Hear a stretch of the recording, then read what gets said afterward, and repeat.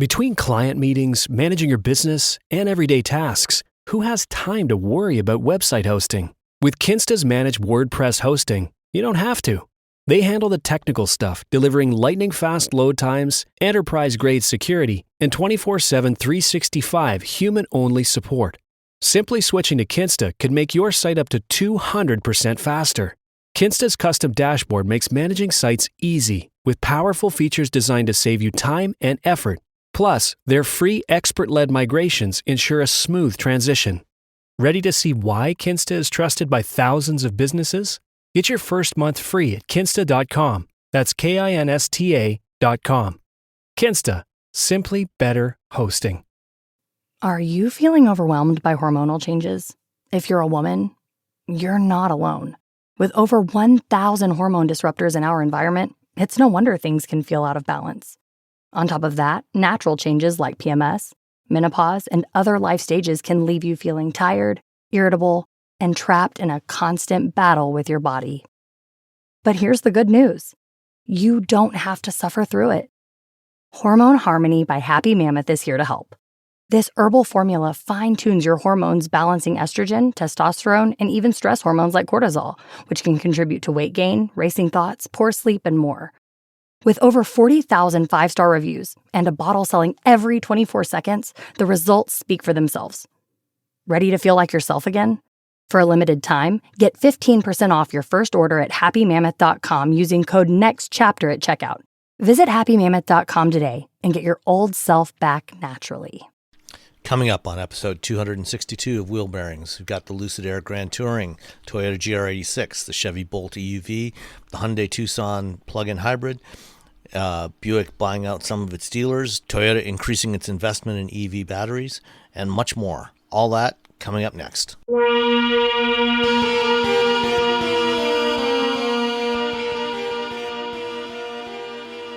This is episode 262 of Wheel Bearings. I'm Sam Abu-Al-Samad from Guidehouse Insights. I am Nicole Wakeman from the Fast Women podcast.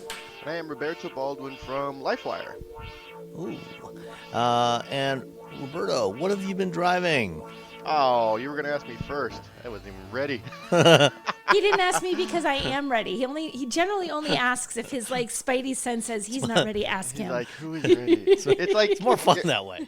You're like the teacher in school who's determined who hasn't done their homework. Right. Yeah, he's scanning across the room. Who's not making eye contact? You, Sam, in the back row. I know.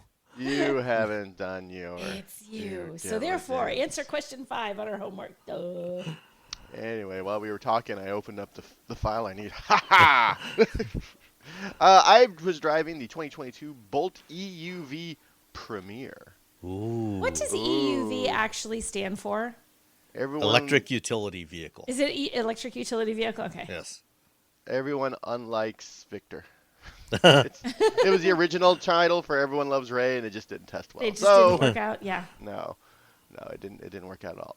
Yeah, the EUV, I've been driving it for a few days. I haven't done the mileage run yet, so I don't have some details about. I'm actually doing that today after the podcast. But I can tell you that it drives nicer than the regular Bolt. I think one of my issues with the regular Bolt is that it's got a bit of a rough ride. When we were looking at EVs to purchase. When we were driving around in the Bolt, my wife asked, "Why is this vehicle? Why does this car handle rougher than our BRZ?" I was just like, "Oh, well, there you go." There's your review. There's your review. Overall, I mean, I think, especially at the price points that these things are at right now, it's a pretty good deal. If you are fine with the DC fast charging, which is at 50 kilowatts, which was great when the Bolt came out way back in the day, because it was funny because the Bolt beat the Tesla Model 3 to market, and when they when they delivered the first Bolt, they delivered it to someone in Fremont, which is where Tesla's at. So, that's funny. Well, and when they did like a little stick in the eye. Well, yeah. Well, when they did the media drive program for the Bolt in January 2017, I think. They did it in Palo Alto, starting from Palo Alto, like about a mile and a half from Tesla headquarters. That's Yeah, awesome. so it's just a little old school automaker stick in the eye. Yeah. So it has the EPA says it has a range of 247 miles, which is adequate, which is fine, which is what people want. The 50 kilowatt charging, well, for me, like I go to, I've been, I'll go do some DC fast charge, and I'm like 50 kilo. I was just like, it just seems so slow now compared to when this vehicle came out, and we were like, woo! And now I'm sitting at a 150 kilowatt, station, and I'm waiting for it to charge, and I'm like, oh, it's up to 52. Oh, we get a little extra. Get a little something. On the other hand, though, the Bolt and the EUV have a relatively small battery because they're actually pretty energy efficient. So they only have a 65 kilowatt hour battery. So that's like half the size of the battery in the Lightning, in the F-150 Lightning, and a third less than most of the longer range EVs that are out there right now. So your actual time to charge, most of the time, is actually probably not going to be that bad. It's usually about 45 be minutes. Yeah. It's not horrible. It's just that you're looking at it and you're like, oh my gosh. It feels like forever. Again, Yeah. most people are charging at night. I live within stone's throw of like 5 charging stations, and we never ever charge our EV at any charging stations. It's been a long time. My wife did one road trip, which most people will do. She charged it then. We still have 200. Like when you bought a Hyundai or you leased a Hyundai, you got 250 kilowatt hours of like free charging at Electrify America. I was looking at it. We still have 230 kilowatt hours Oh, jeez. of like available. Like I'm like, oh man, I should really look up and see when does this expire. So if you might think you're doing a lot of charging, the reality is I think most people, if you have a house, if you live in an apartment building, this is a completely different scenario. If you live in a house and you charge at home, or you have charging at work, the 50 is probably not that big of a deal. If you live in an apartment, if you live near a place, where you do your grocery shopping, there's a Lucky's nearby. It has an Electrify America right next to it. It's in that parking lot. If you go there a few times a week, you're probably going to be fine. It's not really that big of a deal. It's really mostly for if you're someone who's like, I'm going to do, road trips over 200 miles in my EV on a regular basis. That's where it's really going to be a kind of a pain. And to be honest, if you're doing that, you're probably not buying a Bolt EV anyway. Yeah, Truly. yeah, that's the thing. You're not buying a Bolt EV. I like the Bolt a lot, but yeah, it's probably not the car I would want to drive on a cross country road trip. Yeah, you're not getting that. Don't you shouldn't be concerned about it. That said, it does have the Bolt, the EUV, not the regular Bolt, but the EV does have the option for Super Cruise, and I have Super Cruise on this one, and I've been cruising around and going back and forth. I've had to go to Oakland and to the city a bunch this week. I had to go all the way down to Lake San Jose, and it's still solid, still the best hands-free system on the market of the two. That does have a bit more ping-ponging that I've experienced on other Super Cruise vehicles. Really? It's weird. just 'Cause I had one earlier this summer, and it was standing in the center of the lane, rock solid. It was. We have a better lot than of like Cruise. really windy freeways here, and there's a lot of construction working going on. It's even if you're not on like a back road, we still got like big curves for whatever reason.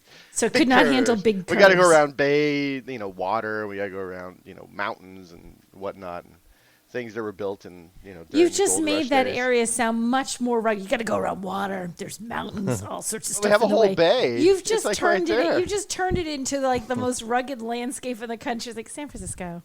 Yeah. There's a lot of hills. Have you seen New walked in- Hampshire? I have. Have you seen rural Michigan? Yeah, right. No, because I don't want my car to be swallowed up by a pothole. I have not seen rural Good call. Michigan. That said, overall, yeah, I like it. I mean, if you're looking for an EV that you could probably get right now, I would expect. I think that's a challenge. the fire, the battery fire thing, which again was LG Chem's fault, has probably turned a lot of people off of this vehicle. which means it's likely that they might be in stock. You might actually be able to get one. That's a good point. Well, plus GM has just slashed the prices on these things. It's the like only the only EV that's actually had the EV. price go down. Yeah. Like the first like a year ago, the price went down on the Kona, and then recently the price went down on this. And these are all like these are not new EVs. These are EVs been around for a while. So if you're looking for an EV, but you also you like, oh man, everything Mach-E's going, everything else the price is going up. If you're looking for an EV, you're like, yeah, maybe I need to save some money, and for whatever reason you need the bigger version of the Bolt. God, that's annoying, that Volt thing. Yes. Of the Bolt, maybe. The version I was driving, standard cost is $37,500. And it had how much is Super Cruise? Super Cruise is $2,200. So Now that 37,000. That's also I think that's the 2022 model year price. Yeah, so it's cheaper. Yeah, so for 23 they lowered the price by like $6,000.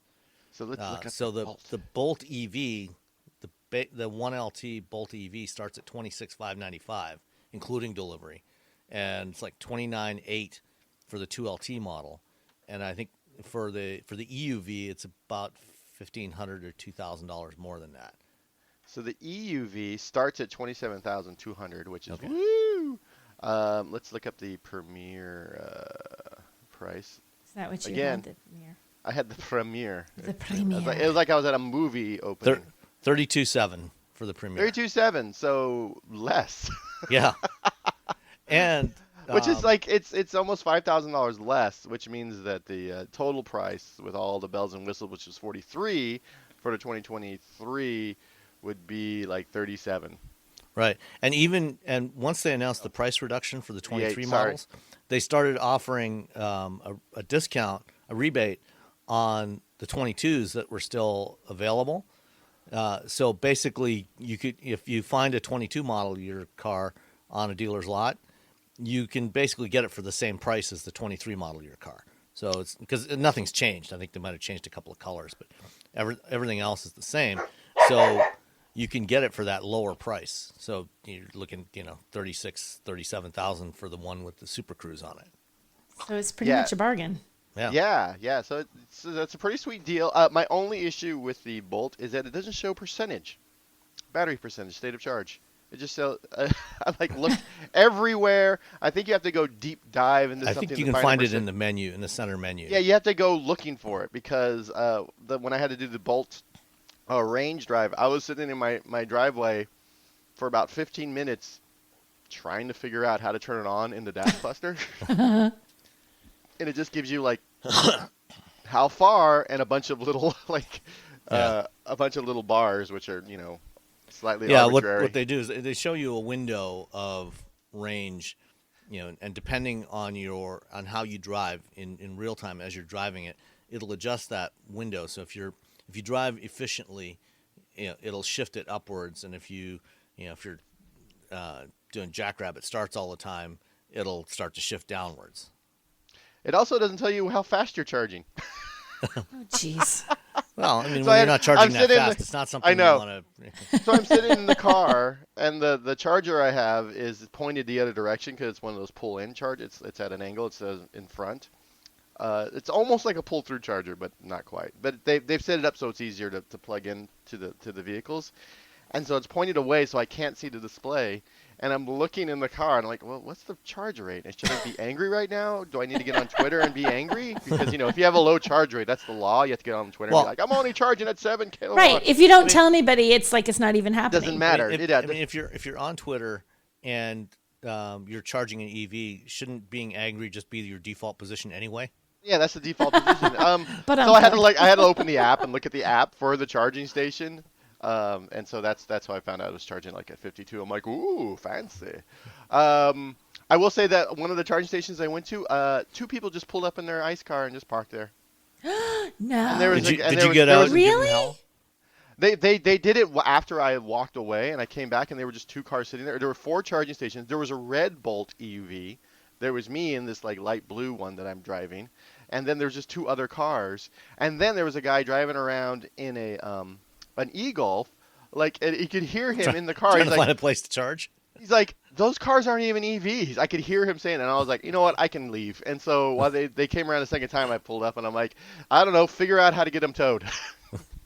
So that's why I tweeted, if you own if you're under contract from a city or a county, and you get money every time you tow a car that's illegally parked, hang out at charging stations, make some money. Yeah. Because there were two cars, and those, you know. Can they technically tow you from those though? Like, yeah, is it just, it's technically, you really? You can say there's like a little thing you can tow. This is where you can call to get your car that's been towed. I've never looked for that. Yeah. I mean, I've been to them, I've just never noticed that. I don't think there's enough people charging here to ever use all our charging stations, so it's never been an issue. Yet. One guy did pull up in a Prius, and I was like, "What the fuck's going on? Oh shit, what's going on here?" And he ran in, and then he ran back out. He was just like a DoorDash guy, and I was like, fine, It's whatever. Still sketchy. I mean, would you do that if it was a handicapped spot? What if the handicapped person was running right in those 2 minutes? You probably would. He's that guy. Yeah, they're yeah. People are horrible. That said, Bolt EV, not horrible. Super Cruise, not too horrible. A little bit of ping pong. It's still, I used it 70-80% of the drive down to San Jose. Interchanges, it's like, hey, I'm turning off, and it's like lights are flashing, and it's telling you, and it turns down the music, like everything to tell you. Yeah, it turns down the music now when you're listening to music to tell you when things are about to turn off. So they want to make sure you know what's going on. So there's no doubt that you are well informed about the status of your vehicle. No mode confusion allowed. Correct. No mode confusion allowed. Yeah. So yeah, Bolt EV. Excellent. Miss Wakeland. Yes. What have you been driving? I was driving the 2022 Tucson Limited PHEV all-wheel drive. That is a long title. Like I'm just going to read whatever the Monroney says from now on, so you can all see how ridiculous some of these actual names are for these vehicles. Okay. So plug-in hybrid Tucson. I like the Tucson. I like it in all its guises. I don't have a problem with it. I think they're all really good. I'm a plug-in hybrid fan. I think it's a great little happy medium between, you're not quite ready to go with an electric entirely, but you kind of want to start exploring the idea of it. I love plug-in hybrids. So this one gets 33 miles of all-electric range, which I think is pretty good, I would say. When you look at the, it's not, ours gets like 20-something, our Wrangler, because it's heavy and not as efficient. So I feel like 33 is pretty good. Starting price on this is $35,400. Mine had apparently a million extras. Although I'm getting, I don't know. See, it's weird. On the website, it's $35,400, but when I'm looking at the Monroney in my hand, it says the starting price is $43,200. So go figure that out. So you know what? I don't know how much, which doesn't make sense because it says everything is included. So I don't know. Well, it was that 35 starting price for the limited, or I think it's a limit. I must be going up a trim. That's it. That's what it is. Thank you, Sam. I'm like, why is this not matching the limited? It's because the name's so long. So $44,640 is what mine was. Are you going to take a guess? Shipping, freight, handling, all that stuff. What's the $1,500. 12. Oh, Robbie wins again. He always goes under. $1,245. Ooh. Yeah. That was pretty close. You were spot on. Look at you. So here's the thing. So I was looking at the pricing. So that's where I had the base pricing on the PHEV, the base trim, is $35,400. If you just go with the hybrid, it's $29,700. If you go with the gas, it's $25,800. So all three of these are great, and it's cool that you can get this in every single powertrain you could possibly want, except a pure electric. But look at the price difference. I mean, $25,800 for the gas, $35,400. That's a significant increase to get the benefit of that plug-in powertrain. You got to put another you got to put a battery and a little motor. I know. Well, no, I'm not that it's not like badge. The badge is what really. The badge alone is $8,000, right? Well, and especially when you have the limited and all-wheel drive. You're adding a lot of extra badges. You're adding a lot of extra badging. But I was thinking about that just in terms of the affordability of these things. Like if you're looking for an efficient car and you want to be you're talking $10,000 between the base gas engine and the base plug-in hybrid. Like that is way beyond. Like if your budget is tight, you just blew your budget to get this one. Yeah. You know what I mean? It's hard to get into some of these. Like even if you wanted to, like, oh, honey, do we have an extra $10,000 in our budget to get the plug-in hybrid? And it's not We a have knock a whole used car. right? And it's not a knock against Hyundai by any means. It's just like the nature of the pricing. It's like, holy cow, it really is hard to get into some of those more efficient, less polluting, going electric powertrains because the price, I mean, that's prohibitive, man. 10 grand can, Well, and this is Toyota's argument for putting so much emphasis on hybrids. Yeah. Because they can do the hybrids relatively inexpensively now. Yeah. And when you step up to a plug-in, and then to a battery electric, the price goes up in very big chunks. Huge increments. Yeah. If you just want to go from gas to hybrid, not the plug-in, just a straight up hybrid, it is $4 grand. So $4,000, which is, I mean, then it's another $6,000. If you want to get that plug-in, it's a jump to get into the hybrid, but like a more manageable one. But to get into the plug-in, that's a huge jump. So just little thoughts on getting into those vehicles. It can be sort of a challenge. I do like this though. I like the styling on the Tucson. On the outside, it's got this very angular sheet metal on the doors, like on the side, and it makes it look a little different instead of being all these like round, curvy, swoopy. It has a little character to it, so I do like that. Inside, I mean, like this is a limited, so it's the fancier one. It's very comfortable. It looks good. It looks like a more premium thing, and you do get a lot of extra features, like you get leather seating surfaces. You get heated rear seats are standard.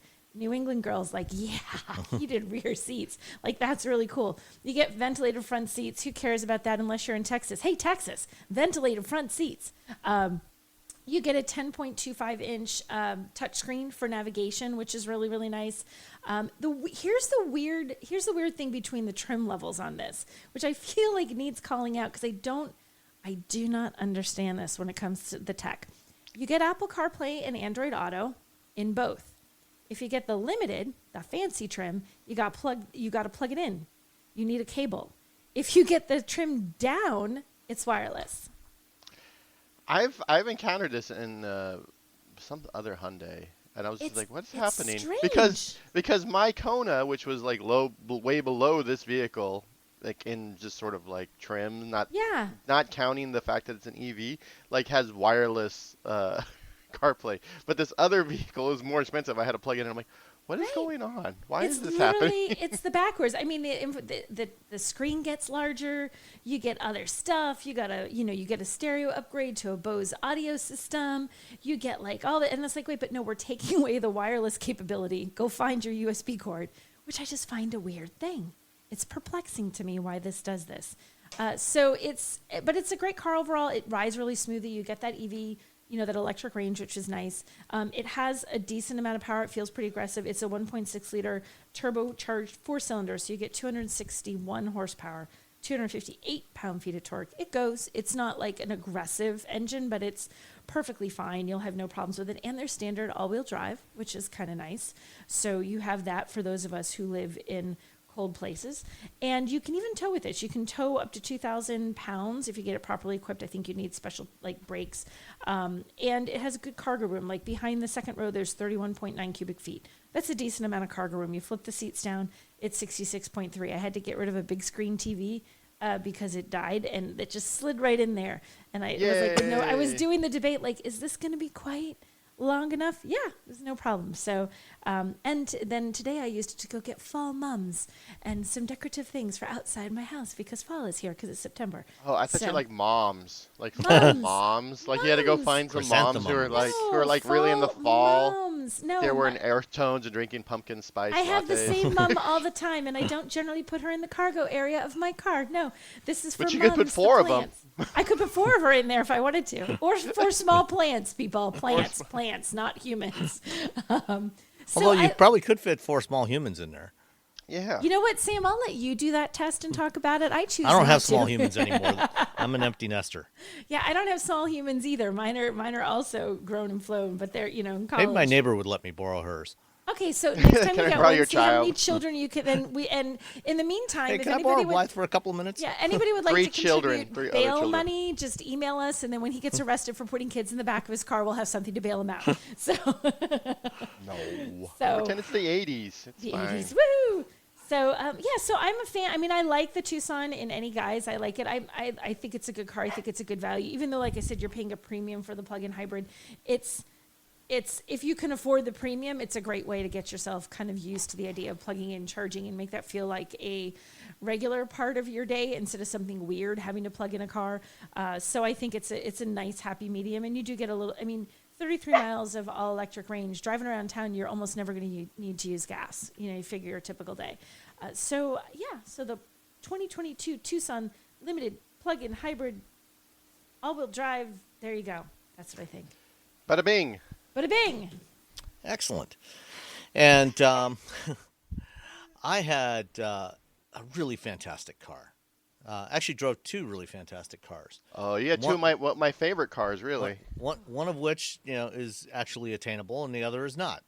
At least for me, anyway. For everybody, for all but two people listening. The first was the Toyota GR86. So this is the second generation of the Toyota Subaru jointly developed sports car, and this car is so good.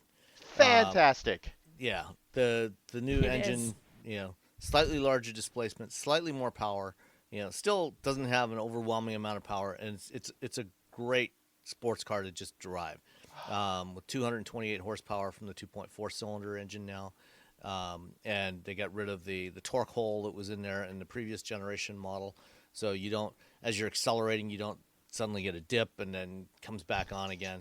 I had the Premium, the GR86 Premium, with the 6-speed manual transmission, which is really the only way you should buy this is with a 6-speed manual.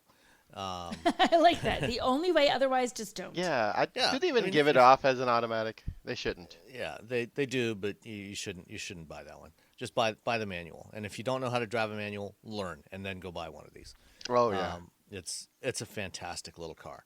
I would, if I were in Toyota product planning or Subaru product planning, I would ditch the rear seat because it's completely useless. I've put someone in the back of my BRZ once, like a human. He was had to sit all weird. He's short, but he still had to sit all weird and crooked. And I've tucked my dog back there, and both times no one was having a good time.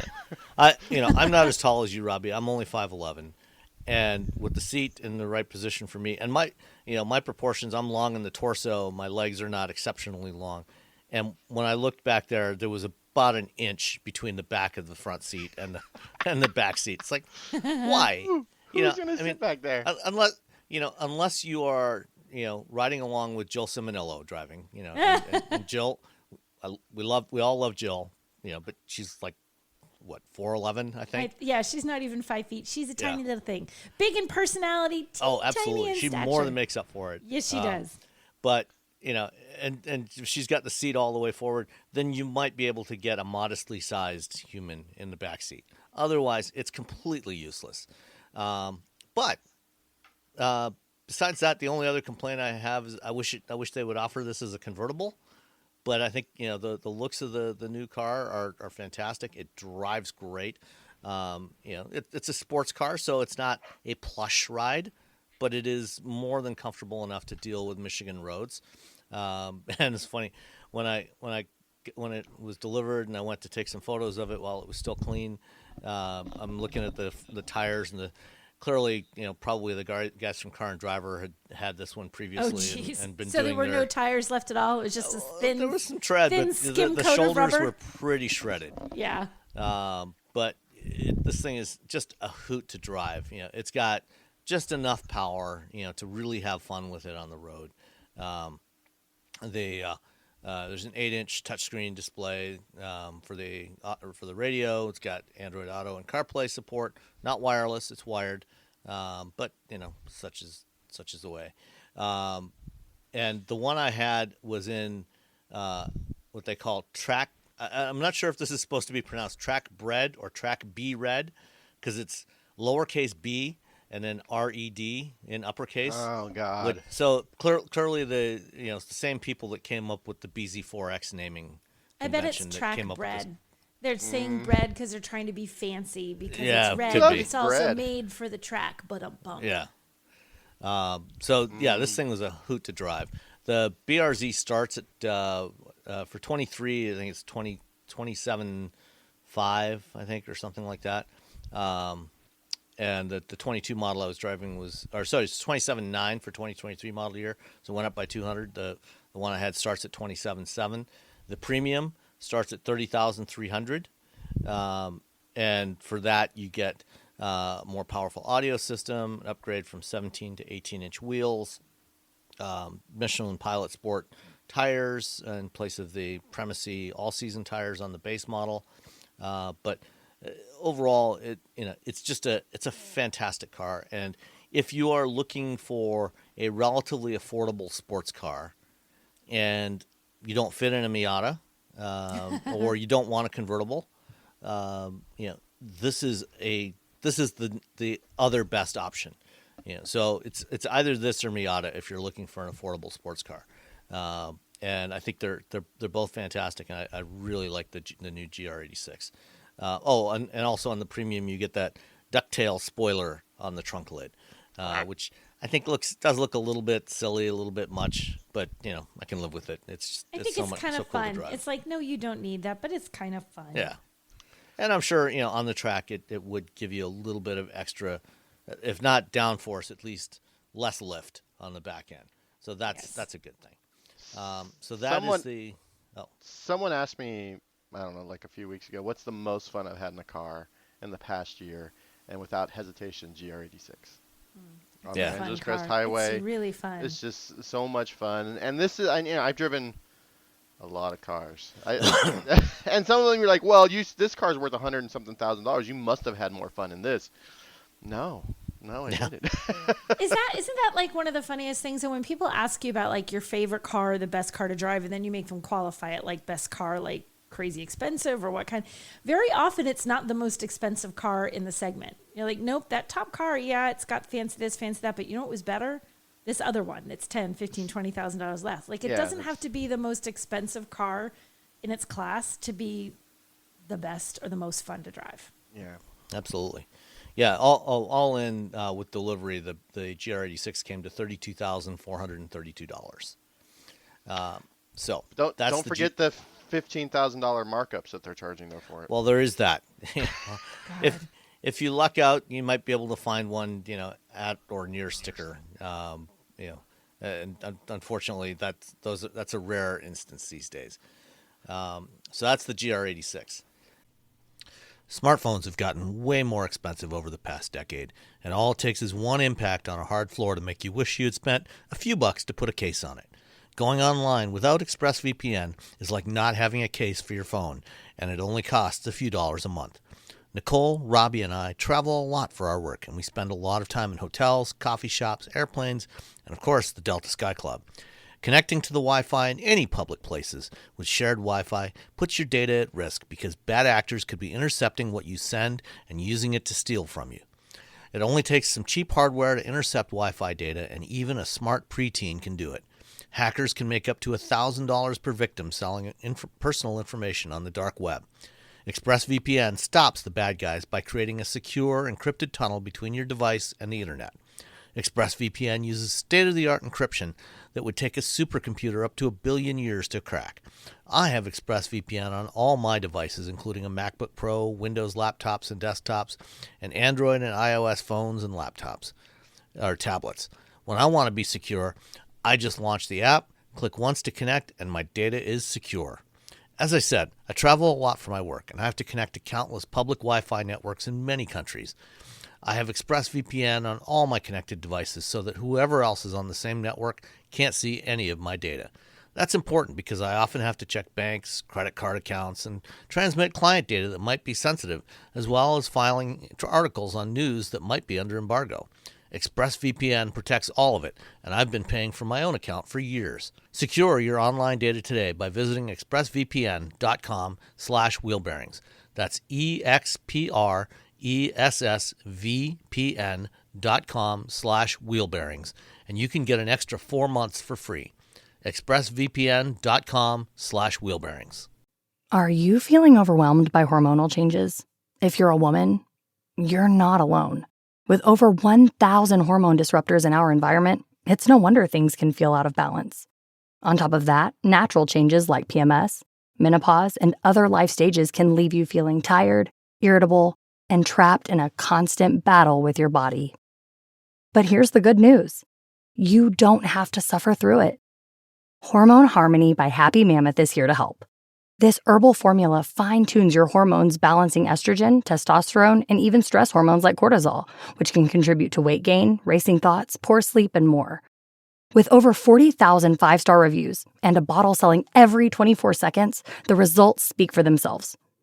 Ready to feel like yourself again? For a limited time, get 15% off your first order at happymammoth.com using code NEXTCHAPTER at checkout. Visit happymammoth.com today and get your old self back naturally. Shopify is a global commerce platform that helps you sell at every stage of your business and sell more with less effort thanks to the Shopify magic, your AI-powered all-star. Sign up for a $1 per month trial period at shopify.com/redcircle, all lowercase. Go to shopify.com/redcircle now to grow your business no matter what stage you're in. Shopify.com/redcircle. Check engine light on? Take the guesswork out of your check engine light with O'Reilly Veriscan. It's free and provides a report with solutions based on over 650 million vehicle scans verified by ASE certified master technicians. And if you need help, we can recommend a shop for you. Ask for O'Reilly Veriscan today. O'Reilly Auto Parts. The other car that I drove, there was actually something else that I drove that we can't talk about till next week. But while I was in California driving that other thing, I had to get from LAX to Santa Barbara, and Lucid loaned me a Air Grand Touring in Zenith Red. I had previously had a brief opportunity to drive the Lucid Air Dream Edition, the launch edition, of which they only built 520 back in March when I was in Austin for South by Southwest. I had about an hour with it then. This time I had 3 days with it, and this is such a fantastic car. It's gorgeous, it's roomy, it's fast. Almost everything about it, not quite everything, but almost everything about it is fantastic. It is expensive. The Grand Touring is priced at $154,000, so it is not inexpensive. But unlike some other vehicles, it feels very premium in there. The Tesla Model S, even with its upgrades, does not feel particularly premium. It doesn't really feel like a $100,000 car, luxury sedan. This thing feels like a $100,000 plus luxury sedan. The materials, you have your choice of either, animal leather or vegan leather, beautiful fabrics and metal trim inside, and wood, open pore wood trim. Really, really nicely executed. Feels very solid. No squeaks and rattles, even over some rougher pavement. It was great to drive. On the way up to LAX, or up to Santa Barbara, I took a little detour up through the canyons above Malibu, drove up Latigo Canyon Road and some of the other roads up there, Mulholland. And even though this is a 5,000 pound luxury sedan, it feels surprisingly nimble. In part because the packaging, it's not as, given the amount of room it has on the inside, it doesn't feel huge on the outside. It's got a relatively compact footprint, but it's really well packaged. And the trunk, in the trunk, you can put in a standard carry-on bag on its side, like you would in some newer aircraft. So you can fit 4 carry-ons in the trunk across, and also have a little extra space for some odds and ends. Plus, you can also fit another one in the front trunk, along with some extra space for odds and ends. I think from a design or usability standpoint, one of the only complaints I have about this is that center screen. So in the infotainment system, you've got the large display that goes across the top of the dashboard. There's actually 3 displays within the housing. So there's the instrument cluster, the infotainment and then controls for headlights and wipers on the left.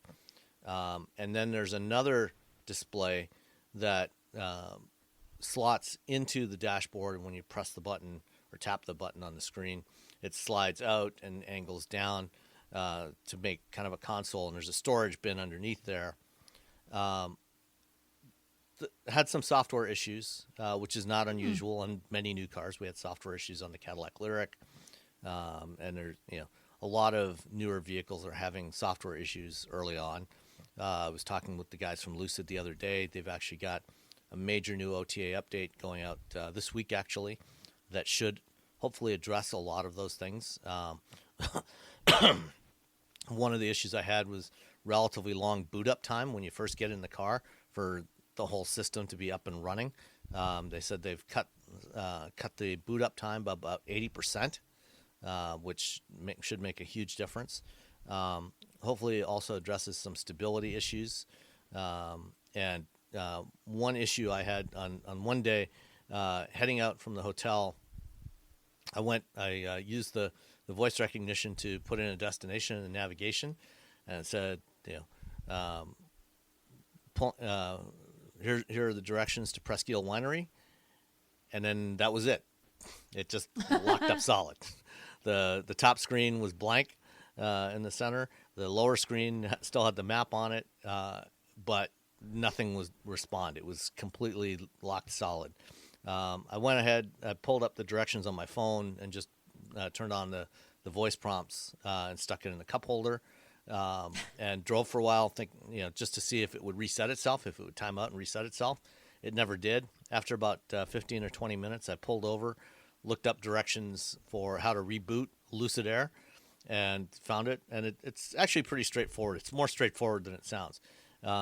If the system locks up or doesn't respond, all you got to do is just turn on one of the turn signals, and then step out of the car, lock the door with the key card, and step out of range of the key fob and the key card, so about 20, 25 feet away, and just wait until the turn signal stops. And that's your indicator that, hey, the system has turned off and is restarting itself. And then you can get back in, and it was good to go. But having that screen down below with the navigation stuff down there and some of the media stuff down there, it's kind of down kind of low, and you're looking down away from the road to use that, which I thought was not great. But the other thing is, if whatever you're using, whether you're using navigation or media stuff, it's showing you basically the same thing. It's showing you navigation stuff on the top screen and on the lower screen, or media stuff on the top screen and the lower screen. It's showing you different stuff. So you have some extra controls on the lower screen. But what I'd like is to have, say, navigation up top and media stuff down below, or vice versa. Be able to switch them around. And I think that's something that's coming in future software updates. And it's a relatively minor complaint. But overall, I loved driving this car. 819 horsepower in the one I had, with the 21-inch wheels. I think it's rated at about 420 miles of range. I was driving at a relatively brisk pace, and got a little less than 400, or I was on pace for a little less than 400. No, it was fantastic. I loved it. And if I had $150,000 to spend on a car, I would seriously consider it. It's beautiful. I love the Lucid. I think it's great. I drove that Dream Edition like you did a while back, and had nothing but good things to say with it. I didn't drive it for a terribly long time. It was a very short drive that I got in it, so I didn't have any glitchy stuff. But it was fantastic, and I still can't get over this. I'm a style person. It is such a neat and interesting way to do a luxury car. It's very simple and very clean and very streamlined, but it feels every bit like it's a car that costs $150,000. It's just gorgeous. I love it. Especially when you get the combination of kind of the aluminum roof and then the lower body in a different color, that contrast. It looks really good. Oh, I guess one other thing I should highlight about the interior, the controls. I think they've done a good balance of physical controls and touch controls. and the things you're likely to use most often: temperature, fan speed, volume. They're physical controls for that. So there's a row of rockers along the middle of the dash, so below the upper screen and above the lower screen. So you can just tap that up or down to raise or lower the temperature or the fan speed. A roller for the volume control. You've got regular turn signals and shifter on the steering column. So I think they've found a decent balance there, without that gives you enough physical controls without cluttering up the interior. I'd agree. All right, let's see. Next up, let's stay with EVs. There's a bunch of electric related news this week. EV news. Actually, let me start with this one. Before we started recording, I was telling Nicole we had a major storm that swung through here last Monday, and our power went out for about 24 hours. And when I called into the utility to let them know, to report the outage, I was having a lot of trouble getting through. The phone system was apparently getting overloaded. Their website was getting overloaded. Finally managed to report the outage, trying to get a status update estimate of when it might be back. They weren't even offering status updates until as late as 18 hours later. I still couldn't get. Still said we can't give you an estimate yet. So it looked like power was going to be out for a while. Fortunately, we have a generator, a portable generator that I bought 19 years ago, when we had the big East Coast blackout. I had that generator, so I pulled that out, fired it up to at least keep the refrigerators and some lights and a few other things powered. And the next morning, I got a call from somebody at Ford saying, "Hey, your power's out. Would you like us to send over a Lightning to use No as way. a generator?" And at first, I was going to say no, because I had a generator, a gas generator that was running.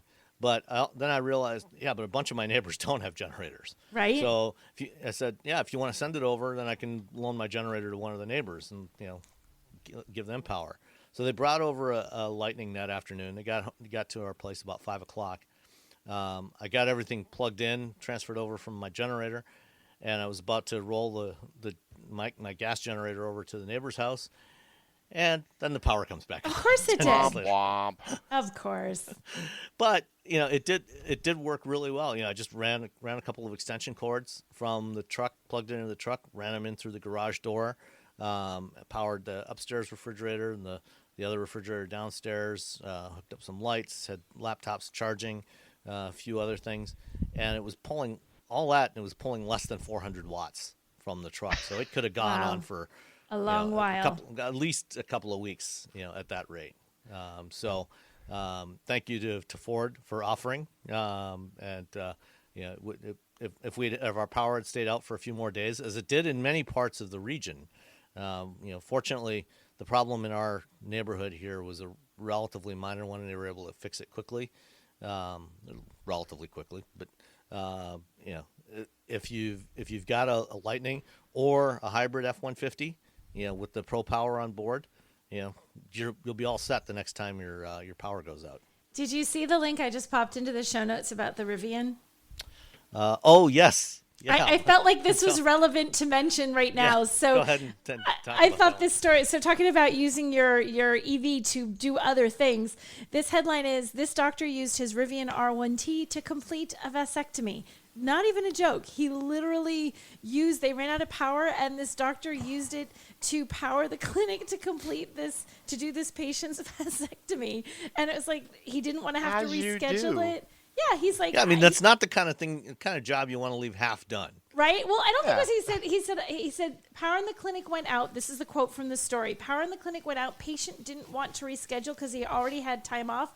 The electrocautery was normal. The procedure went great." And he literally has a picture of his Rivian parked out front. You can see the cord just kind of going inside through the door of the clinic, and which I thought was hilarious. I'm like, I thought this was a joke at first, but I'm like, no, I've seen it everywhere, and this is over on Motor One. They have it up there as a story, and I'm like, wow.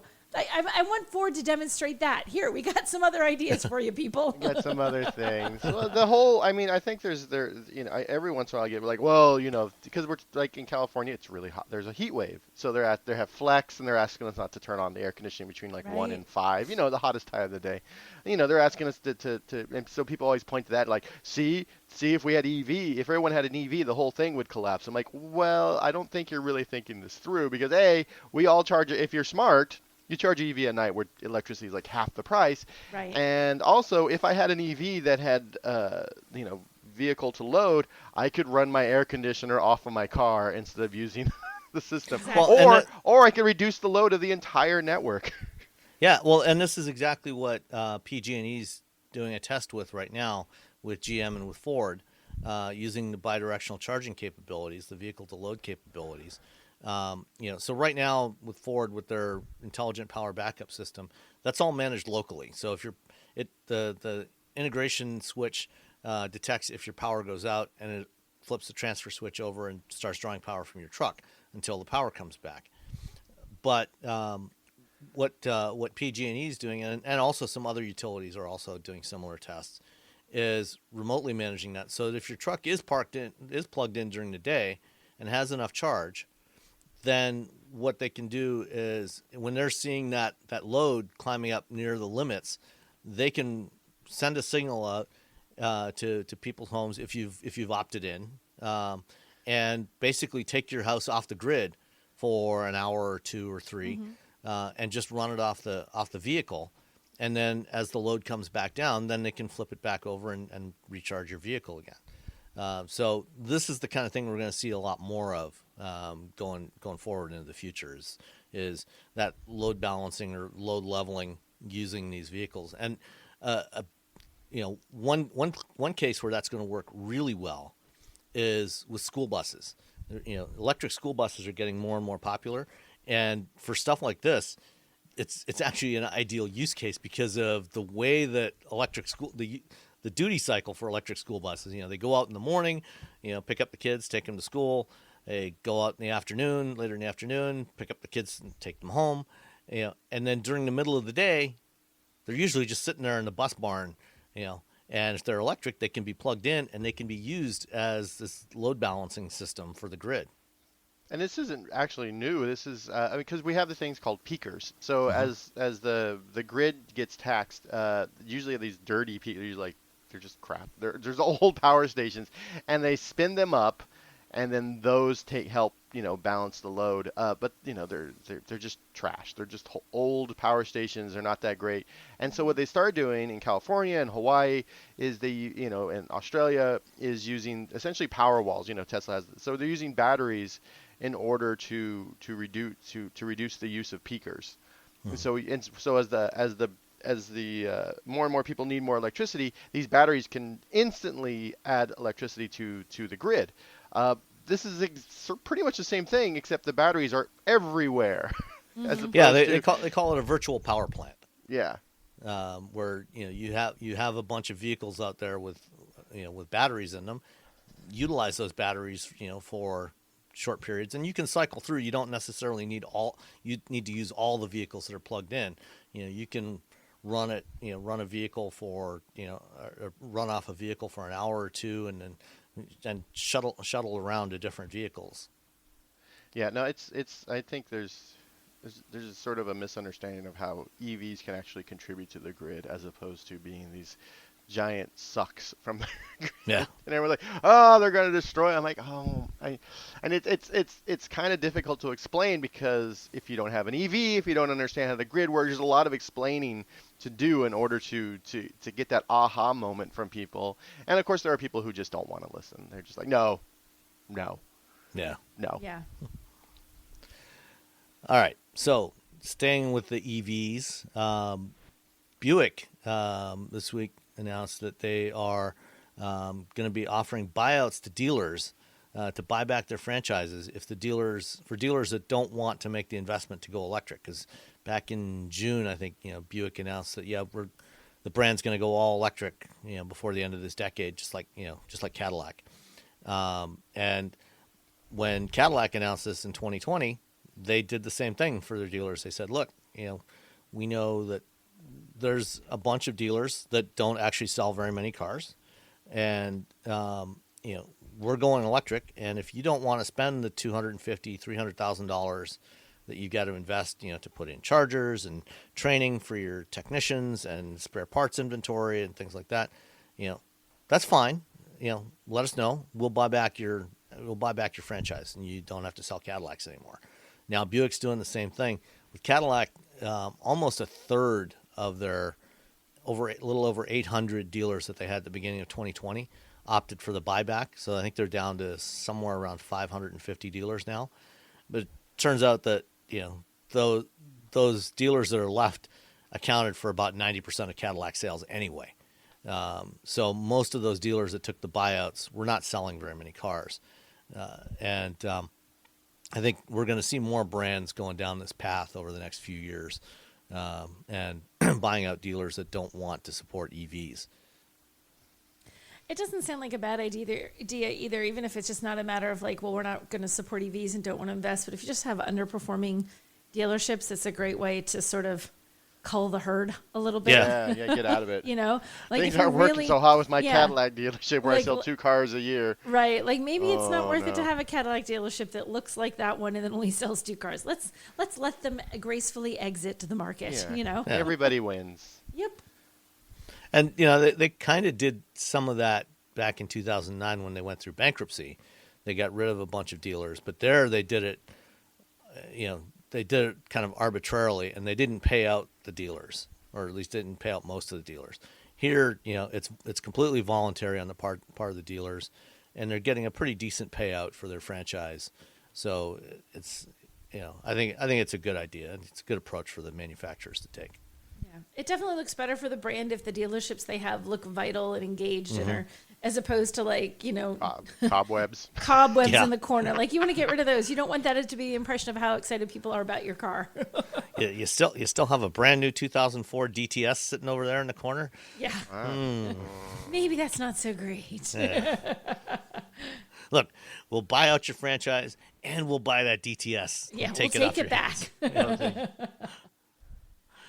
Okay. Toyota has been one of the major automakers that's been, let's say, less enthusiastic about battery EVs. Although that's actually been shifting quite a bit over the past 12 months. They've a couple of times now adjusted where they expect their sales targets for BEVs to be by the end of the decade. And they're up to now targeting about 30% EV sales by 2030. Globally, which is a lot better than 15% that it was a year ago. Yeah. But announced this week that they're converting 2 of their major engine plants in Japan over to building batteries. Their Shimoyama and Miyoshi engine plants are going to become battery plants over the next couple of years, and start building batteries. And they had earlier this year, they announced plans for a battery plant in North Carolina, which at the time they announced it was about a $1.3 billion investment, and they were going to only build hybrid batteries there. They've now almost tripled that. They've added another $2.5 billion, and they are going to build batteries for EVs in addition to hybrids. So it's about what's that amount to? $3.8 billion investment now, going into this North Carolina plant with about 2,000 employees working there building batteries. It's I feel like a broken record. It's not a sprint. It's a marathon when it comes to EVs. Toyota's been very vocal about how much they don't want to build EVs in the past, and I think and then the sort of wheels falling off of their current EVs is literally yeah, falling I know. off. That's just like literally, truly, actually, they are falling off. But I think they're coming around and they're realizing like, we really have to invest in this. We want to make sure we don't get left behind. I don't know if they were waiting for what was going to happen in California, which there was an executive order 2 years ago for 2035, and now everyone's like, yeah, we're going to make it so it's EV only in 2035, which is, I think they were just like, it's the biggest market. Okay, we're looking at the actual business case for this, and we're like, fine, we'll do it. And so I'm hoping there's some enthusiasm within Toyota that'll to make this happen. That's more than just business based. And electric GR86 would be dope. That's all. Yeah.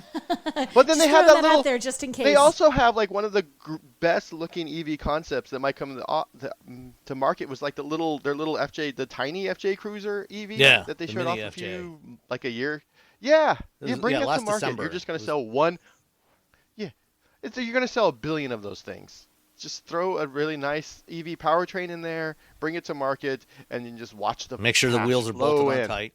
Right. Keep the little details. Bolt the wheels Make the wheels on. stay on. It's small requests people have. Can the wheels please stay on the vehicle? Okay, thanks. Bye. Yeah. Yeah. That thing's gonna sell like gangbusters. Yeah. Hopefully they will build that. But it's not just EVs for Toyota, or not just battery EVs for Toyota, and other automakers like BMW. They're still big on fuel cells. Week before last, Toyota did an event here in town at the American Center for Mobility, and I had a chance to go for a ride in a fuel cell semi, a fuel cell Kenworth T680. Ooh. Yeah. It's pretty amazing how fast an electric semi will accelerate, especially when there's no trailer hooked up. They've been testing these they're on their second generation right now. They've been testing these for a few years in the Port of Long Beach and the Port of Los Angeles. And the latest generation version of it's got a range of 300 miles with a full load. So at 80 tons, or 40 tons, sorry, 80,000 pounds, it can go 300 miles and recharge and refuel in between 10 and 15 minutes, which is pretty impressive. And for big vehicles like that, fuel cells are a great solution. And I think that's how we're going to end up with fuel cells in regular cars, is that we're going to build out a network for these large semis, across the interstates, for them to move with fuel cells, because fuel cells make perfect sense for a semi and for long haul trucking. And then from that, we'll get like little spider webs out where like, oh, let's pull a little fuel. I got a Mirai and I live in Ohio, and I live near like a Rotten Robbie's, and now I can, or a Pilot or whatever. And you know what? There's another. You know what? I'm gonna put a fuel cell station, 5 miles, 15 miles in from the interstate. So I think that's how we're gonna get fuel cell vehicles. But it's gonna definitely be. It makes way more sense for semis and long haul trucking than for just passenger cars in this country. In Japan and North Korea, or Japan and in Korea, it's there's fuel cell. There's actual infrastructure, but here, I think it's going to be trucking before it's anything else. Yeah, no, I agree. And with trucking, the business case for trucking, truckers make their revenue based on the poundage of freight that they can carry, and they're weight limited to 40 tons in most states, except for Michigan, unfortunately, where they run 80 tons and destroy our roads. But that's a whole other issue. That makes so much sense. Anyway, they're typically limited to 40 tons, and so you take the weight of the truck out of that, and that's how much payload you can carry. And with the fuel cell truck, it weighs roughly the same as a current diesel truck, even with the hydrogen tanks on it. Whereas a battery electric truck is typically going to be hauling about for long haul, somewhere between 10 and 15,000 pounds of batteries.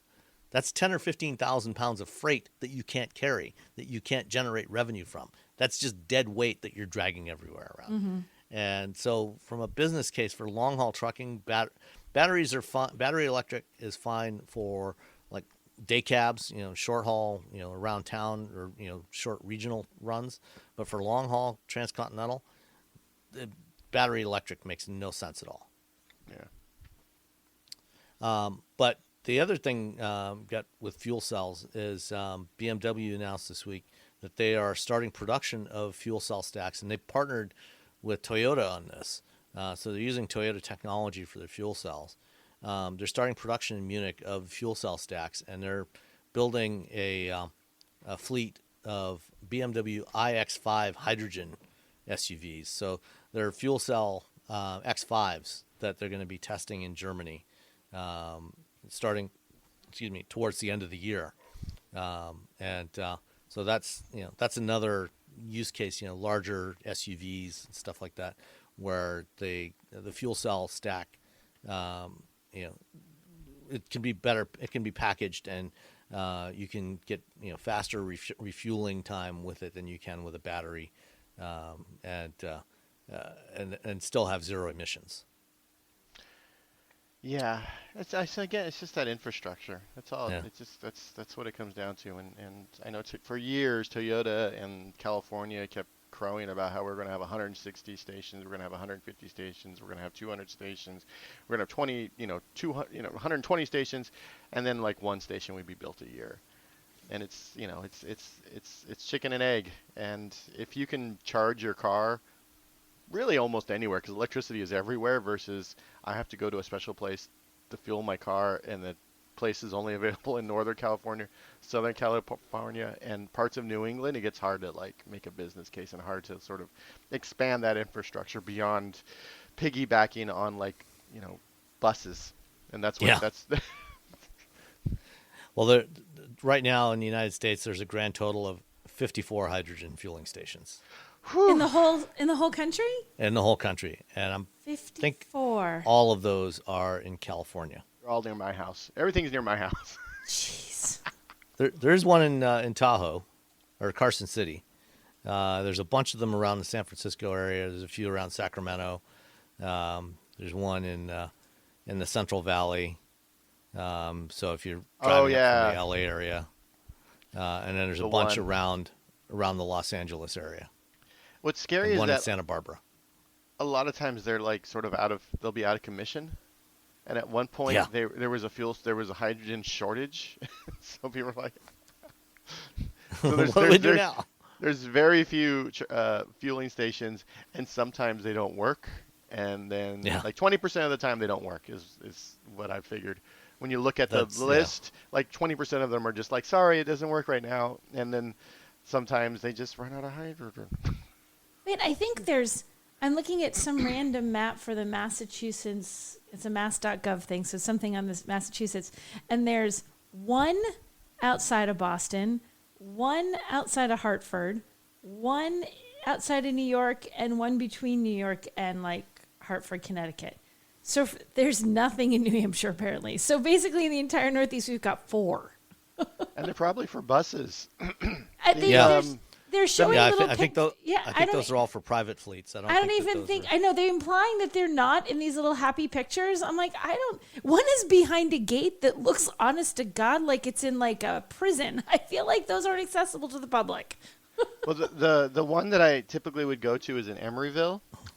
And there's a wall along the street, because inside is a giant bus facility for the regional, transit system. Okay. And there's wall, and then there's like sort of a carve out where the wall sort of dips in and then back out. And in that sort of dip in that little, like a little parking structure, like when you go to register for your hotel, when you pull in, it's just like that, except there's two hydrogen pumps. That is scary. Because it's like on the outside of the bus thing, and you're just like, and that's the one I would just go to whenever I had them, because I knew the buses need hydrogen. Yeah. So that's the place that I can trust that'll be fine. Where the buses will actually have them and they'll work. Yeah, the buses need hydrogen, so they got to have the hydrogen. All right. And then one last story. So we've all heard about issues with battery fires. And that's not a good thing, but the reality is that the frequency of battery fires is still a tiny fraction of the frequency of gasoline engine fires. Yes.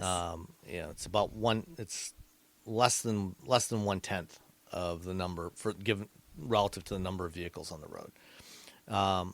So this German insurance company, AXA, decided to do this crash demo, where they took a Tesla and they dragged it up a ramp, to have it flip over, and then it caught fire.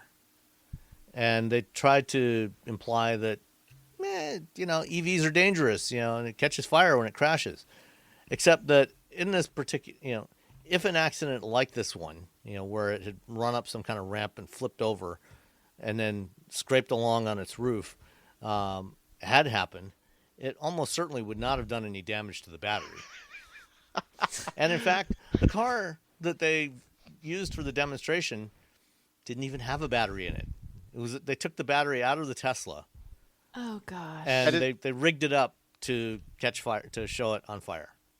Dun dun dun. This is remember, was it 2020 or 60 Minutes in the 80s or 90s with the GMC?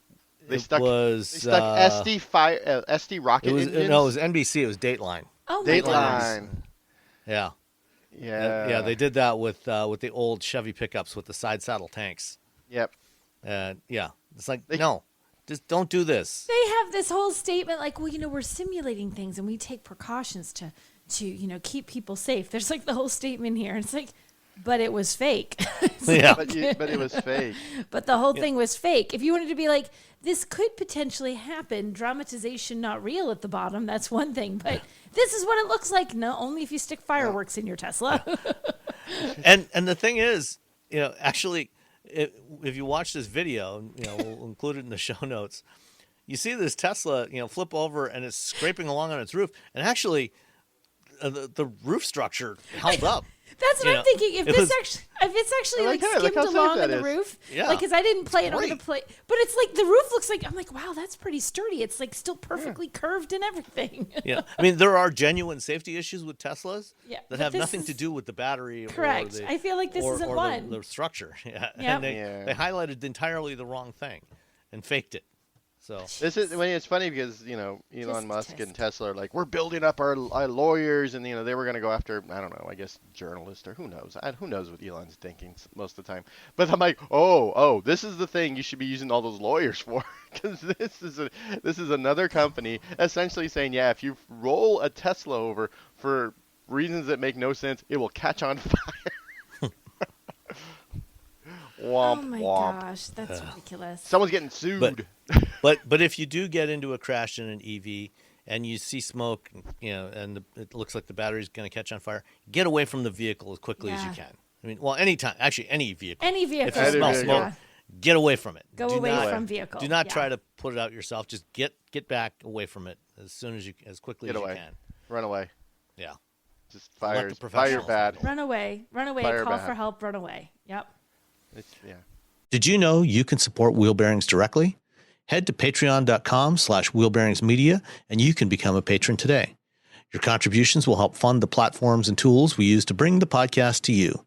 And exclusives and improvements are already on the way thanks to your generosity. So if you want to be part of an automotive podcast like no other, head to patreon.com/wheelbearingsmedia. We've updated the Wheel Bearings merch store, and now there's a whole bunch of new choices, new colors, new styles, T-shirts, sweatshirts, hoodies, hats, mugs, travel mugs, stickers, aprons, tote bags, you name it. You can get your Wheel Bearings merch at shop.wheelbearings.media. Go check it out. That's shop.wheelbearings.media. All right, let's answer a few listener questions.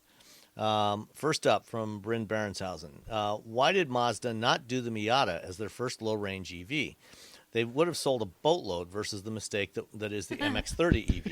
Lower range in a sport coupe convertible would make more sense than a compact crossover. And actually, when I was in LA last week, I actually saw an MX-30 in the wild. With, oh my God, someone not bought a manufacturer one? plate. Didn't they? Didn't even make that many. Wasn't it a 500 and some. Did Just they for sell 500 and some? I think they it have was to just for California. Yeah, they were all sold in California, and they sell them in Europe as well. So I'm not sure. I haven't looked up the sales numbers for Europe, but yeah, they still sold good about for you. Whoever 520 chose to buy that, why we don't know, but good for you. Well, it's probably a Mazda employee. Oh, that's true. So he didn't buy it; he got it at a hefty I mean, discount. if you got a really good deal, if Mazda's like, we're gonna, if it's like $99 a month, like the Fiat 500e.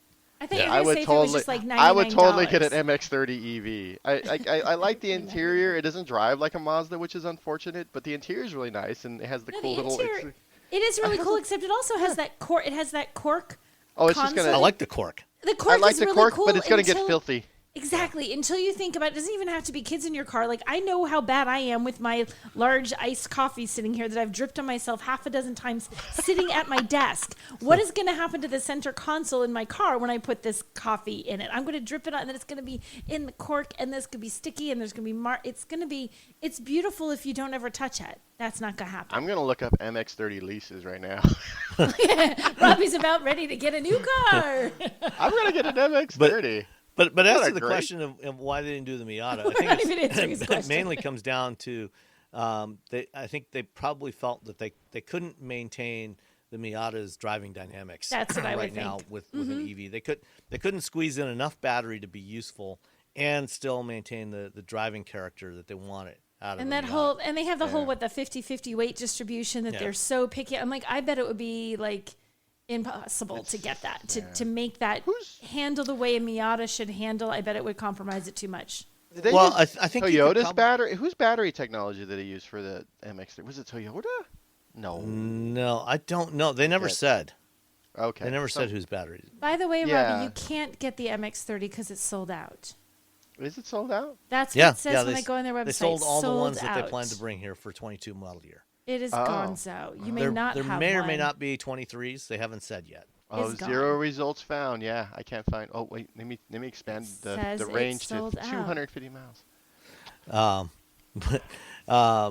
They could put the battery down the center tunnel of the Miata, and kind of have sort of a T-shaped battery with a little bit in the front, and then maybe some in the back ahead of the rear axle. But it would be tough to get enough range to be useful even in a Miata and still keep the weight and the driving dynamics where they want. I feel like it would be worse for them to, like, if they put it in, they could make it drive like a Miata, cool. But if it didn't drive like a Miata, that would be horrifying. That would be worse than building the MX-30, which people are so, for its drawbacks to mess up a Miata. Like, don't mess up the Miata. Don't mess don't up do that. People will come after you. Don't mess up the Miata. It's they're not a big automaker. They're not Toyota. They're not Honda. It's going to be a little bit for them to get the battery technology to where it needs to be before they can shove it in a Miata. I agree. But when they do, people, you're right. They're going to sell a bunch of these things. All right. James Gardner asked, current state of supply chains and dealer inventories and availability from your insiders. Craptastic. Craptacular. Yeah, I was just talking to one of my neighbors the other day, and it was a friend of ours, and they were getting a new CRV for their daughter, whose old Chevy Sonic died, and it took them 4 months to get it from the time they ordered it. Wow. So it depends a lot on which brand you're going for. Some brands are worse than others. Honda and Toyota are still having some really severe constraints. And I think back in June, Toyota was saying they had typically like 4 days supply. Yeah, it was dealer really inventory. ridiculously small. Yeah. Honda's also still really bad. Ford and GM situation has gotten better. Stellantis is also a little better. But so it varies. But even for Ford and GM, they're still struggling with supplies and getting enough. Like GM, I think this week came out that their and it's not just things like chips. It's all kinds of different things. Yeah. They started shipping pickup trucks without the underhood liner, the noise liner that goes underneath the hood. And really? They said when we get those in, we'll send you a note and you can come into the dealer and they'll install it for you. Wow. I have such concerns with doing that. I mean, I totally get it if you really want your vehicle, but like, I want the guy who puts the parts on my car, the original parts, to be a guy who does that all day, every day for a living. I don't want it to be the dealership. I want that to be his jam. Like, I can install a hood liner like a boss, not like, how's this go on? Like, I don't want that. I don't want someone looking at YouTube putting this hood liner on. And I'm not trying to knock the mechanics at the dealerships. They know what they're doing, but it's like the guys they put them together from the get-go. They do this all the time. The headliner guy, like, they're like, hey, we need to rotate. He's like, no, I'm good. No, I just do headliners, dude. That's all I do. I do hood headliners to Nothing reduce else. noise. And I do them awesomely. I'm the king. All right. Andrew Pappas asked, Jim Farley said that Ford wouldn't make an EV like the Lyriq because that the vehicle has a traditional hood. has he ever looked at his own Mach-E? And so this actually came from an interview that Farley did with Eileen, your co-host on Fast Women, Nicole. Yes. In Newsweek.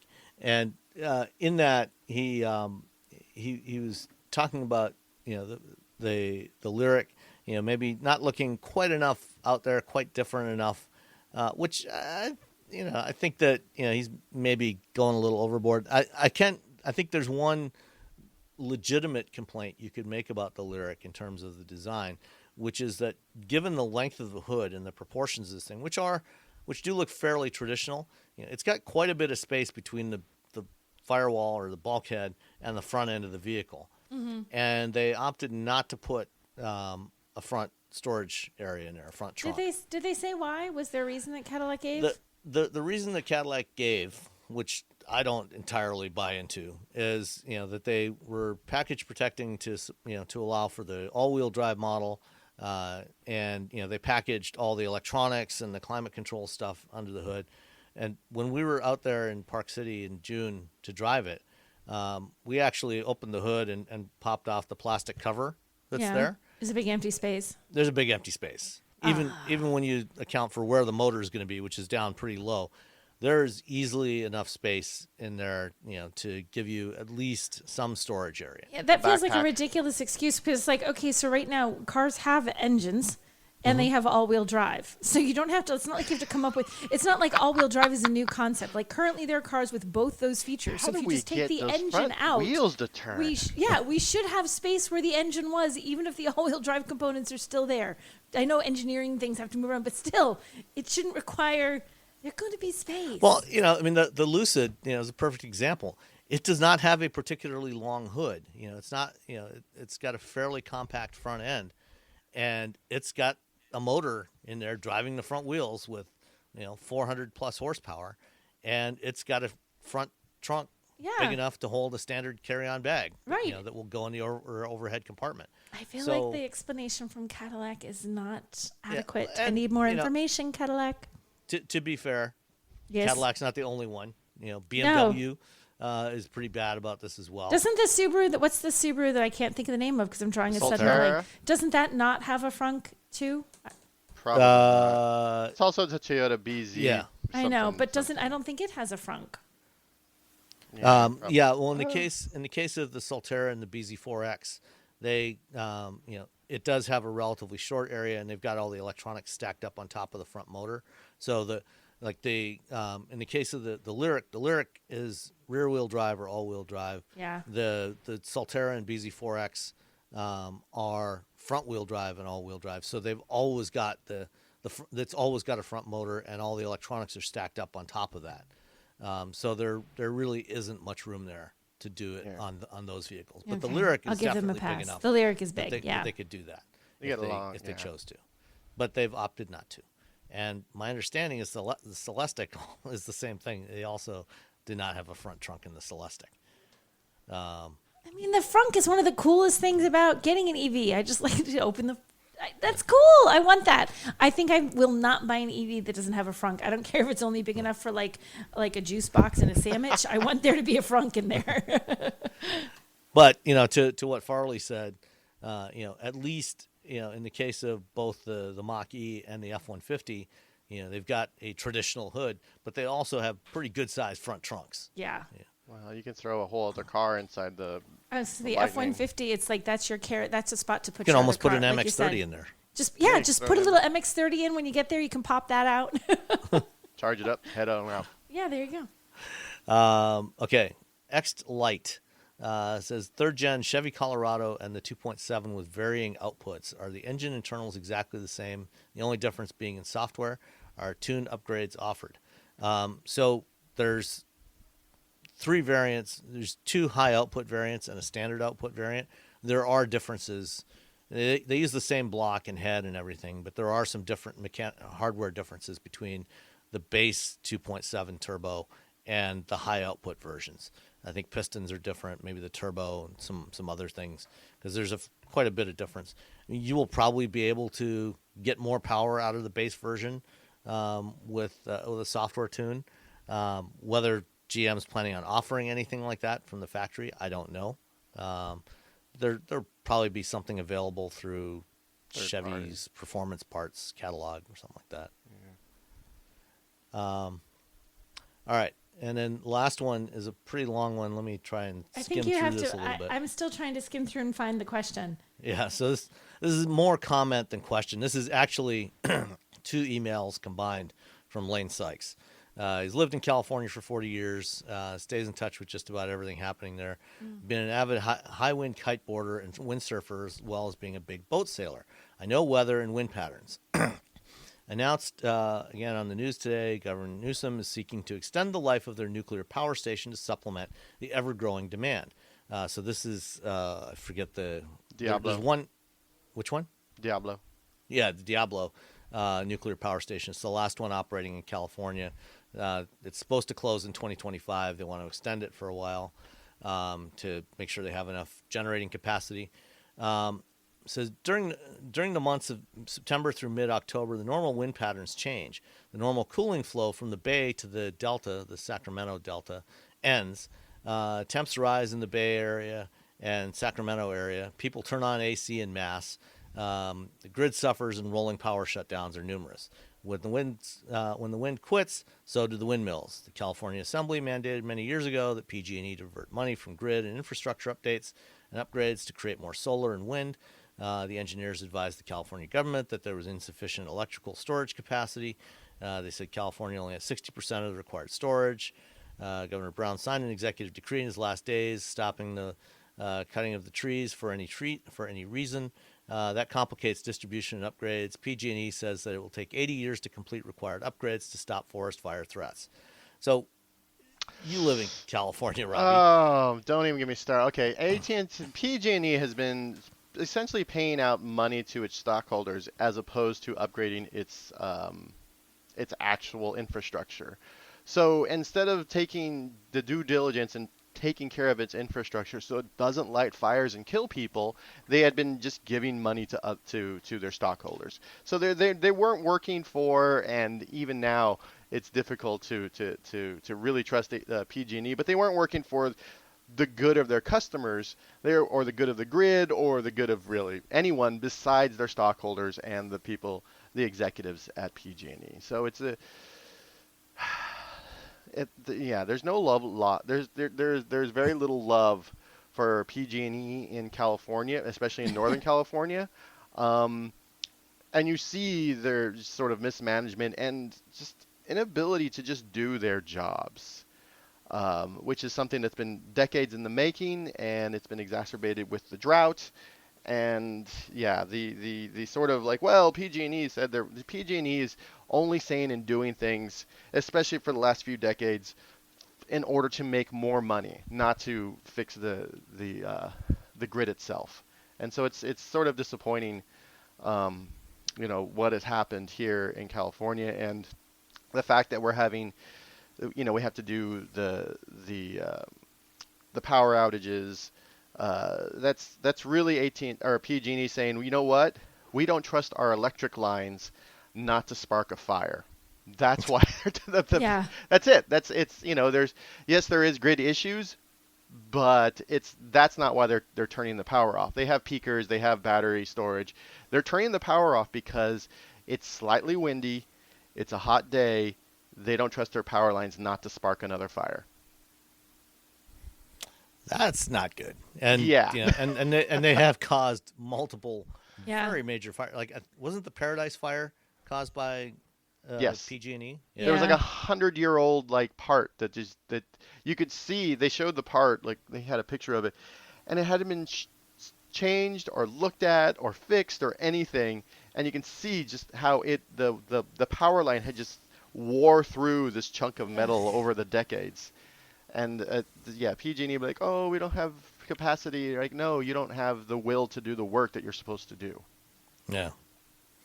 And this is probably the single biggest problem we have with going all electric is it's not so much the generating capacity, because the generating capacity exists, but it's the distribution and reliable distribution.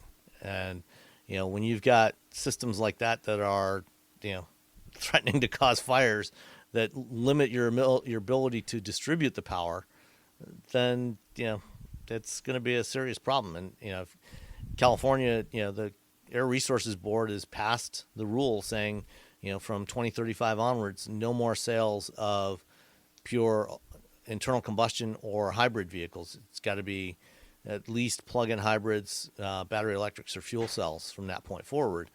And if the state doesn't do something about making sure the utilities are up to snuff, it's going to be a real problem.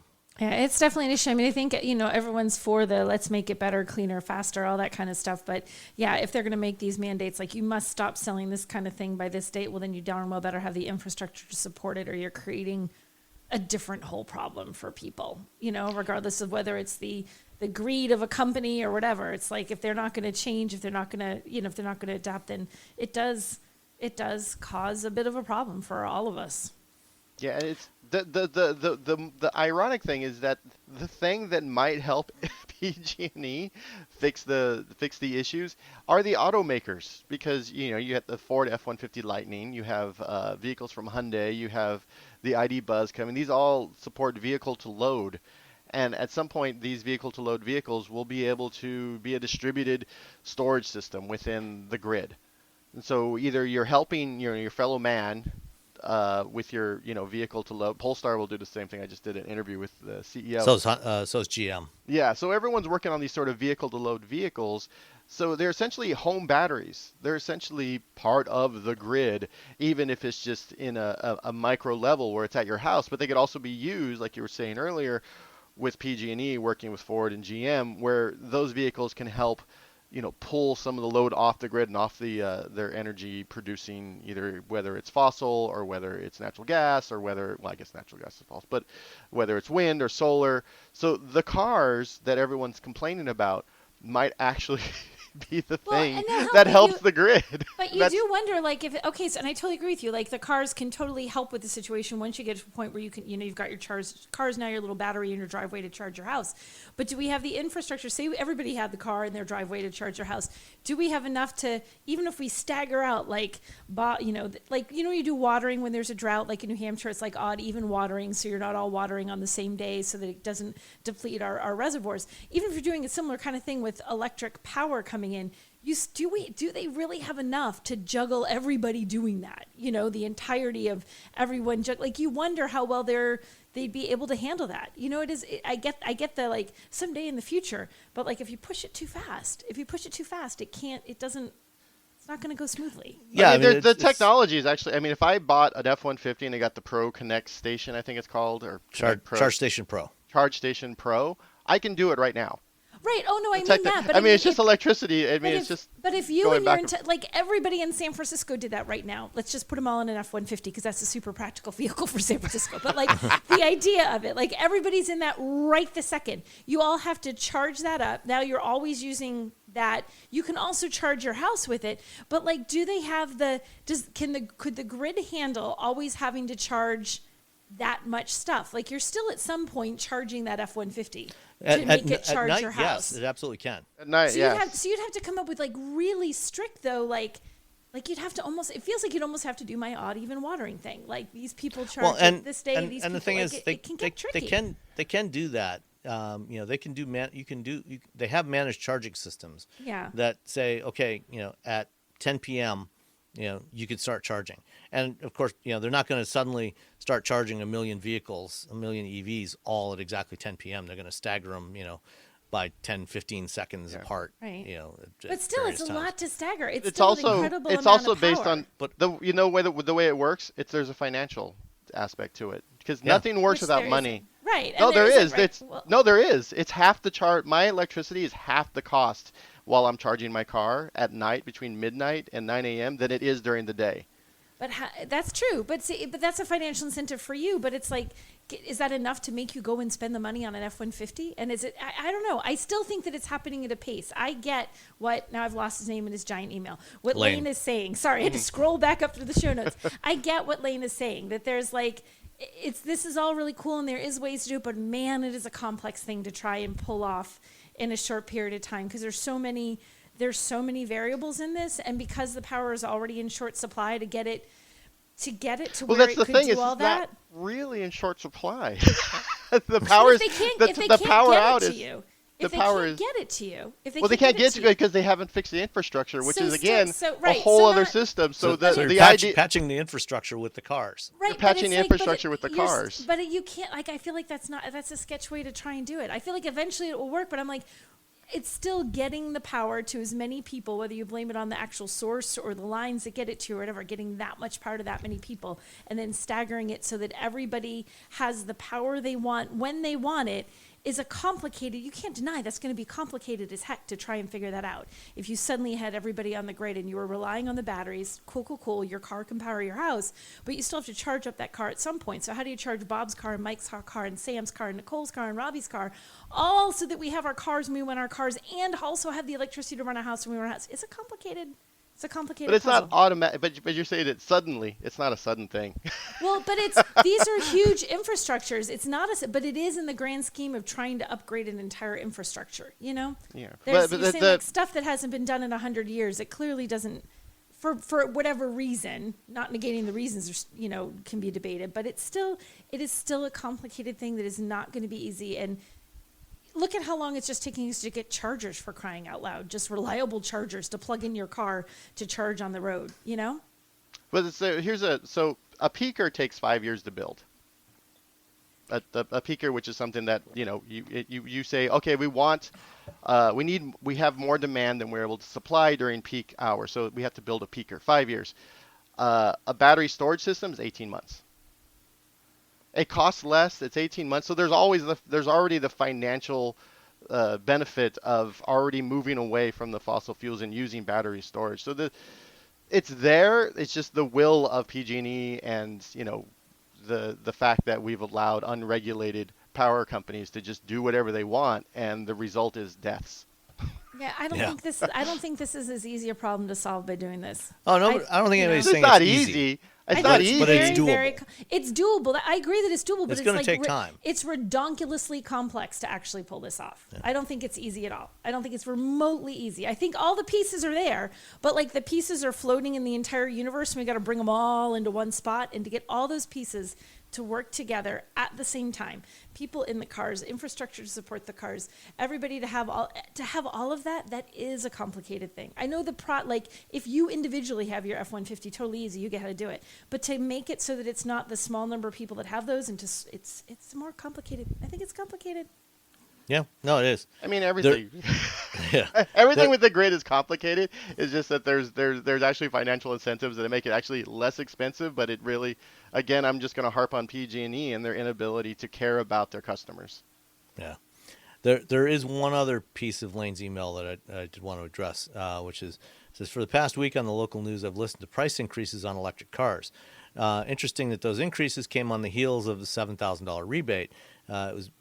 If it were based on cost of materials, the all-electric cars would increase by a proportional amount. Back in the Carter days, the present Carter days, he gave a $1,000 rebate to anyone who would put solar water heaters on their roof. The day after the rebates ended, the prices dropped to $1,000. So, first of all, the price increases are, in fact, proportional to the increases that we've seen over the past year in prices of the critical minerals on batteries. So this is things like lithium, nickel, and cobalt. Rare earths. Those prices did spike over the last year, and it dramatically increased the cost of batteries, that translates into the price of these EVs. They've gone from being at least break even on a lot of these models to losing money, and so that's why they're increasing the prices. These price increases, and this is something that's been going on since early this year. The price increases were already in the planning stages long before anybody heard that they had reached a deal for the Inflation Reduction Act and these new rebates. Plus, the other thing is most of the vehicles that are getting these biggest price increases aren't going to be eligible for rebates anyway. With the price increase on the F-150 Lightning, the only Lightning that would actually potentially qualify for the rebate is the Standard Range Pro or the Standard Range XLT, and their price increases are much less because they have smaller batteries.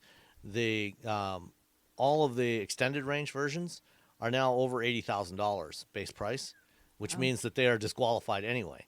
And come next year, or beginning of 2024, Ford is planning on putting CATL lithium iron phosphate batteries in the standard range version of the F-150, and also in the standard range version of the Mach-E middle of next year, which, because those batteries are made in China, also disqualifies them. So they're raising the prices, but that's not because those vehicles are suddenly going to have a rebate on them. They won't. They do not qualify for these incentives. Which is a whole other issue. Yeah, and the same thing goes for the Hummer EV. It's too expensive to qualify. So there actually are cost increases that have gone into feeding these price increases.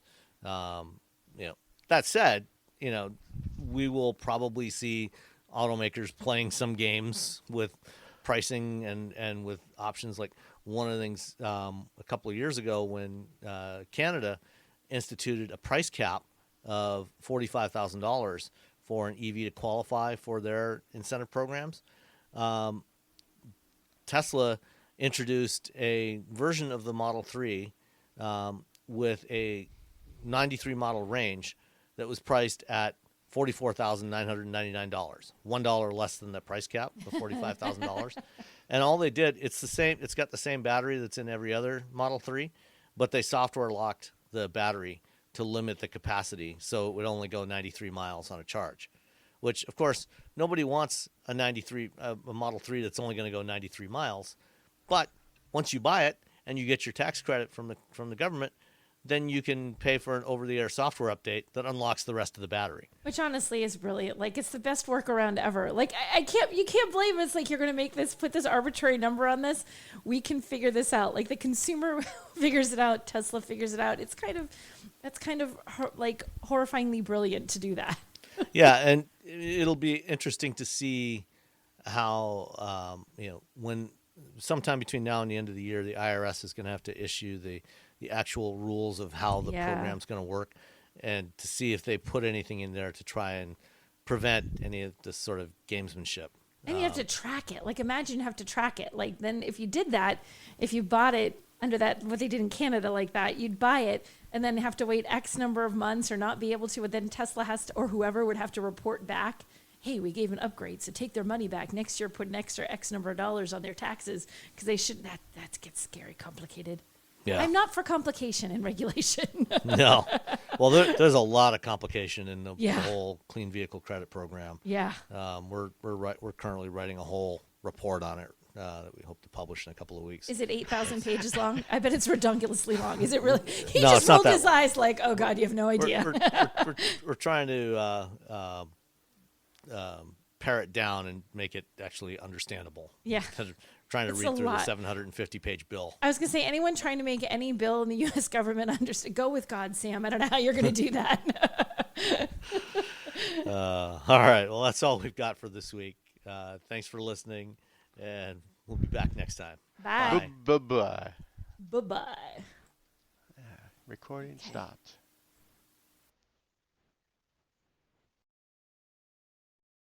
All you homeowners have unique needs. Some feel the need to leave up holiday decorations year-round. Others have the need to use their garage as practice space for their new metal band. And because each homeowner has unique needs, Geico helps you get the right coverage for your home and what's in it. That way, you get exactly what's right for you, even if your needs are unique. Get more with Geico.